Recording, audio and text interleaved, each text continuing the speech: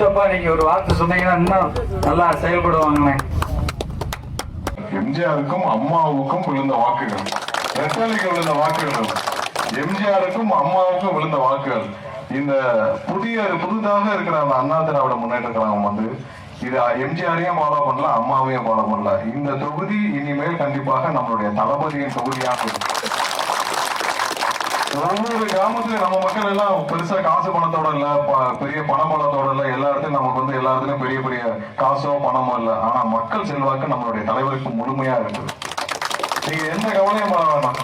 நீங்க எளிமையாக நம்ம இதே மாதிரி பணியாற்றுங்க. ஏன்னா இன்னைக்கு வந்து பாத்தீங்கன்னா எந்த கட்சிக்கும் அலுவலகம் இல்ல, நமக்கு வந்து முதல்ல அலுவலகம் திறந்து சேடகோட்டி ஒன்றியத்தில் அலுவலகம் திறந்து இவ்வளவு பேரு ஒரே நாள்ல அலுவலகத்தை திறந்து இங்க உட்கார்ந்து பணியாற்ற தயாரா இருக்கீங்க. எல்லாரும் நம்மளுடைய சொந்த சகோதரி இருக்காங்க, அவங்களுடைய சொந்த வீட்டில் சொந்த இடத்தில் அலுவலகத்தை அமைத்து எல்லாரும் பணியாற்றிட்டு இருக்கோம். மற்ற கட்சி மாதிரி ஒரு 500 கோடி 1000 கோடி சம்பாதிச்சுட்டு வரல. நம்ம கடைசி வரைக்கும் அது